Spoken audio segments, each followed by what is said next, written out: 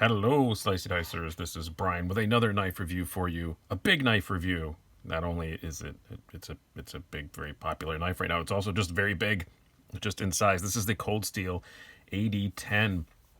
Very excited to get my hands on this. This came out in a group of releases from Cold Steel earlier this year.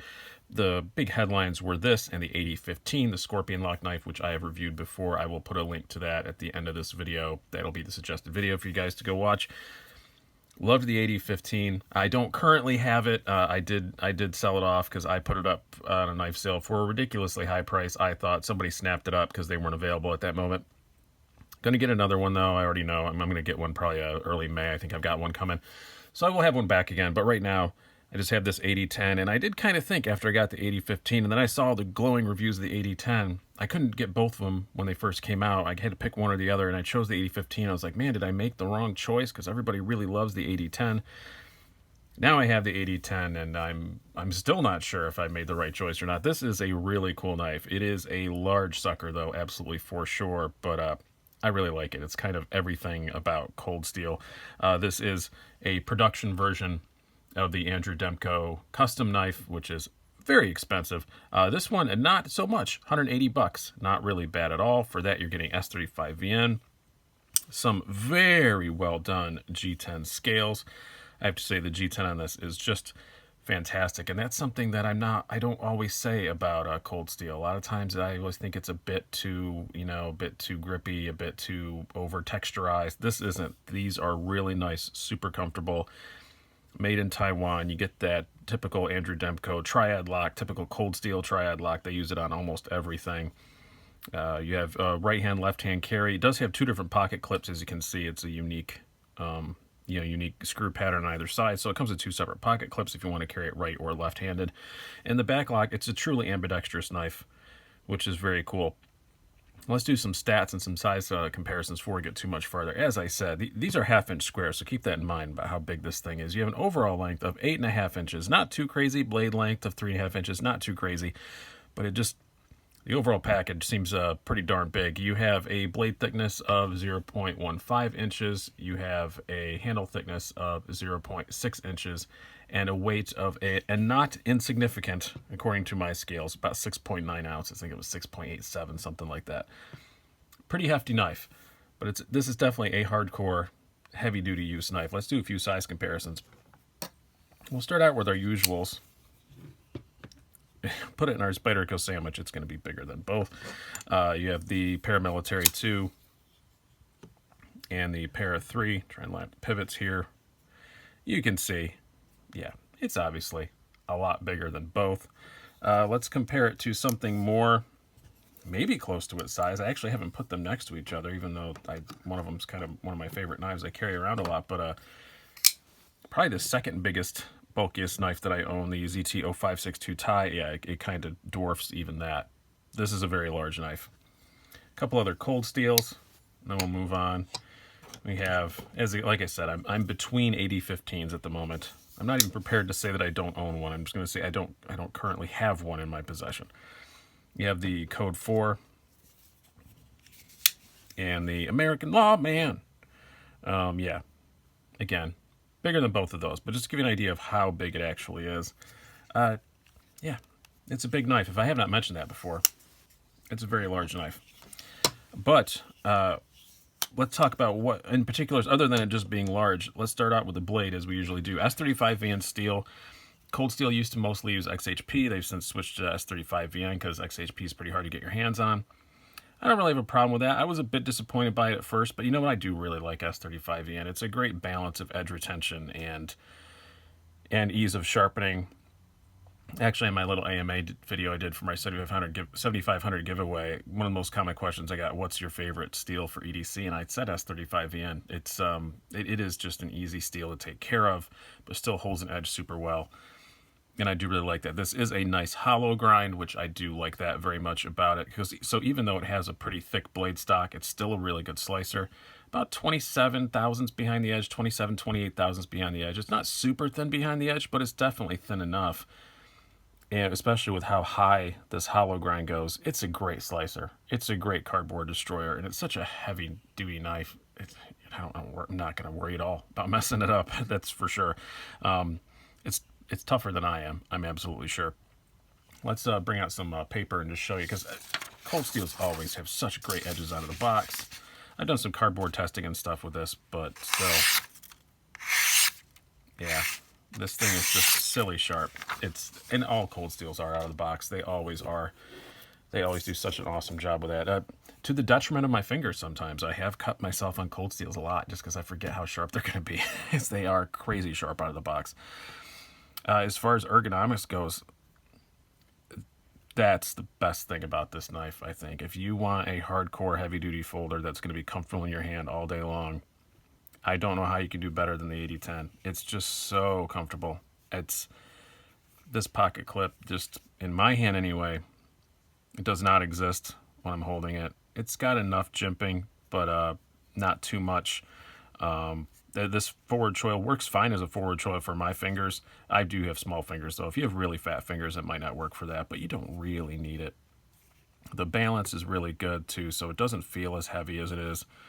Yeah, ergonomically, it's just nigh on perfect. It's really, really good. That big, thick handle works excellently. Really do like the ergos on it. Maybe if I could make one thing, if the jimping up here was a little sharper, which I never thought I'd say that about a cold steel, but that's maybe the only thing I would change for really hardcore stuff. I wouldn't mind if that was a bit sharper. Other than that, man, it's pretty great. Ergos are just fantastic on it. I really do like it. Now, as far as the carry goes, this is the spot where you probably think I'm going to say that it's terrible because it's so big. It really isn't. It's not bad at all. It's huge for sure. I don't think I would want to put much else in the pocket with this. That is for sure. It's obviously not going to be, move things around here. It's not going to be deep carry at all. But it does slide in and out pretty good, despite my feeble efforts right there. But it does slide in the pocket pretty good because you're running on that smooth G10 instead of that really rough G10 like you often get on cold steels. A lot of cold steels, I take the clip off. I mark like the spot and take the clip off and sand down the spot where the clip touches. It was a Baz on Blades kind of did that little video about that, and I've done it to almost every cold steel I've had ever since. But I'm not going to do it to this one. But despite its height and its size, I can still get my hand past it. Not super easily, but I can. And there's nothing sharp there or anything. You could put other stuff in this pocket with it. I don't, because it is still pretty big. But yeah, and the pocket clip is maybe a bit tight, but that's like a 2-second fix. It's fine. It carries a lot better than I expected. It's not an amazing carry. It's not, would I say this is an EDC kind of carry knife? Barely. For me, it barely is. I've said before that I think I said that the ZT-0562 tie, one of the things I like about it is it is to the gram and to the millimeter of every measurement kind of the largest thing that I want to regularly carry. And this is obviously much larger than that. But I've only had this for a couple days, the AD-10, but I have been carrying it, and it's not horrible. I don't hate having it in my pocket at all. And summertime comes and I'm wearing lighter weight clothes. No, I'm going to carry a 7-ounce knife in that situation, but that's a seasonal kind of thing. But in, normal jeans and stuff like that, it's not horrible. Deployment, your typical triad lock, and this is very well dialed in out of the box. Did you hear that snap? Like I have not touched it. I have not turned a screw on this knife. Listen to that. Bang. Gotta love that. The AD-15 makes a very loud bang too, and I said how much I love the way that sounded. This ain't far off. The G10 muffles it a little bit, I think, but and it drops pretty good, as you see. And if you keep your finger up high, it's not going to cut you, but make sure you keep your finger up high. If you have your fingers down here and you release that back lock like that and try to do it one-handed, it gonna get you. They're very, very sharp knives. It gonna get you. But as long as you keep your finger up high, it's fine. A lot of people say triad locks never close them one-handed. I'm not quite in that camp, but you got to be careful. And there's some of them you don't want to close one-handed. Was the Bush Ranger. That got me several times, the higher-end Bush Ranger. Yeah, that one you got to be careful. That one's a two-handed close knife, but this one I think it's a reasonable one-hand close. But don't sue me if you cut yourself. Um, Overall, I I do really like it. You got to have one ridiculous knife in the collection, and I thought for me it was going to be the AD-15. But I guess the one thing about the AD-15 I never really got used to was how rough that G10 was. It's much more fun to play with than this, absolutely for sure. The AD-15 is a much more fun knife to have around, but this is an even more useful knife. And if I'm going to have one big ridiculous cold steel in my collection, I think it would be this. I almost thought about getting a 4max, but now that I have this, do I need anything bigger than this? No. I The 4max is kind of on hold. If somebody wants to loan me a 4max to do a review, I'd love to, but as of now, with this nice hollow grind, still a reason. It's a big, ridiculous nice knife, but it's still a reasonably slicey blade. It's super heavy duty. I'm not going to worry about anything ever happening to this. I'll put it through hell and back and not think twice about it. And at 180 bucks, it's not inexpensive, but it's not so expensive that I'm worried about damaging it. And it's full production. It's a regular production model. I can get another one if I do manage to damage it, or lose it or whatever. But it's a big bruiser. But then the ergos are so good. It kind of reminds me of, this is going to be a bit of a story here at the end. It reminds me of a very specific person that I know. He owns a comedy club, and he is a multi-time judo champion. He used to be a bouncer, and now he owns a comedy club.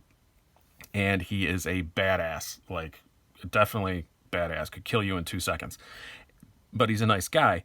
And whenever anybody we get a heckler causing problems, in the showroom, he'll escort them out, and by any means necessary, and can be very extremely intimidating. But then he'll take them out to the bar and buy them a drink before he makes them leave. That's kind of how this is. It is a badass, but it's also very comfortable and nice. So I hope that analogy makes sense. It's like a nice bouncer. I guess that's the best way to describe it. It's like a bouncer with a heart or something. I don't know. It's a complete tough badass, but then you put it in your hand and you're like, man, this is one of the most comfortable knives I've ever owned. And it's just not something I always expect from cold steels. And I really do like the AD-10. I highly recommend it. They are popping back up in stock places. I got this from White Mountain Knives. As usual, use the code SDWMK at checkout. You get 10% off. That knocks, $18 off from it? Not bad at all. So thanks a lot to them for getting this to me so fast, too. So since they came back in stock, I got it pretty quick. Hope you guys have enjoyed this. I've been Brian. Have a good one.